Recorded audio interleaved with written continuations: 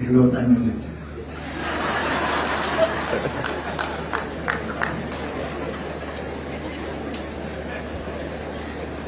Bwana asifiwe. Familia ya rafiki yangu Betty Bayo,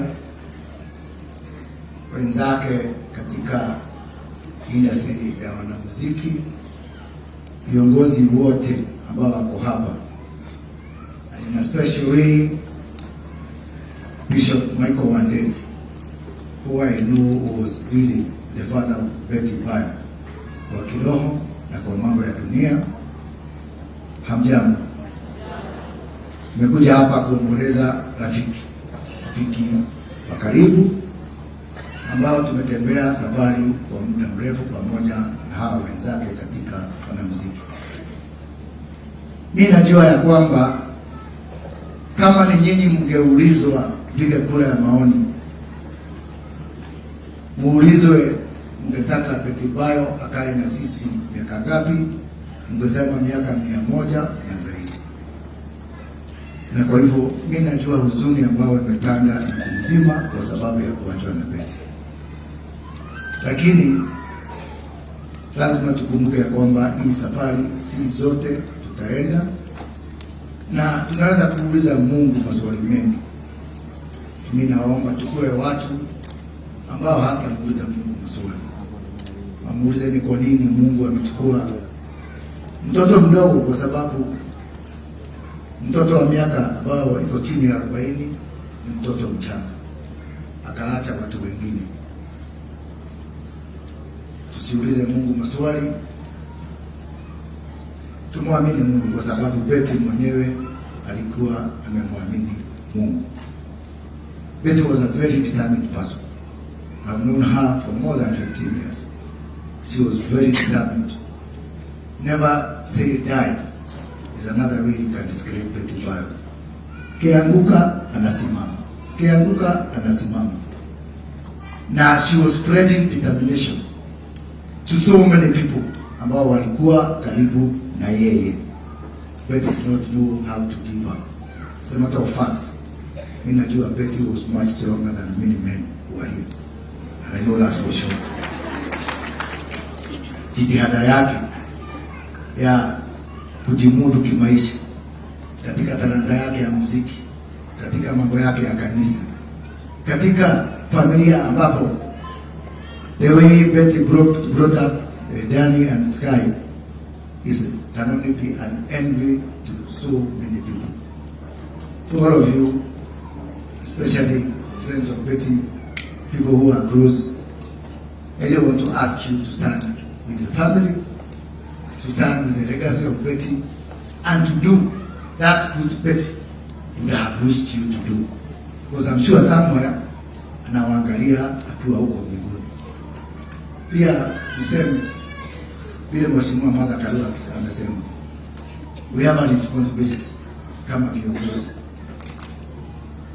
kuhakikisha kwamba we do everything possible to fix healthcare in this country.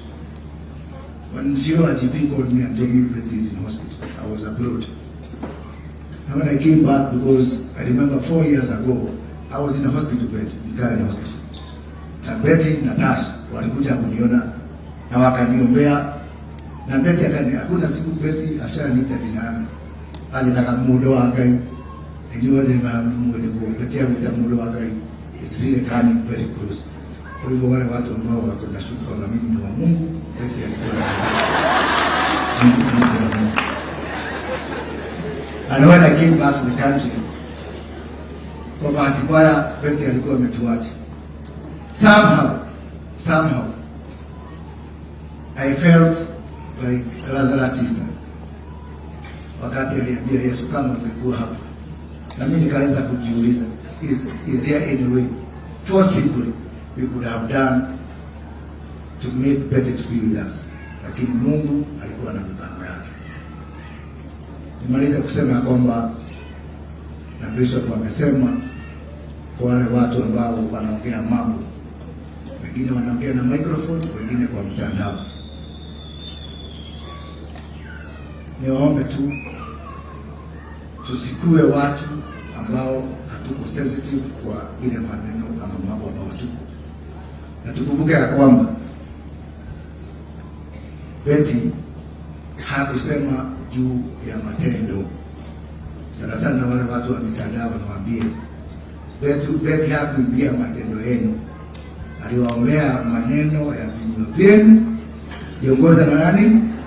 Asanteni sana, Mungu awabariki. Thank you. We have 3 other leaders, and I want to believe that all of you will take a minute so that we allow the church to continue the program. The next speaker will be the former MP for Kiambu Town, the Honorable Jude Jomo. He's also a friend of Betty.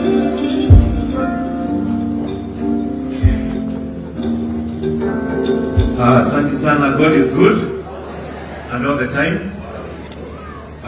Familia ya Betty Bayo na all the leaders present, na bishops wale wako hapa leo, nimekuja kuomboleza my friend Betty Bayo ambaye tumejuana katika hali ya kazi, because wakati tunafanya siasa na mikutano anakuwako kusaidia kwa maombi na kwa nyimbo. Na vile mimi najua Betty is a very hard working lady.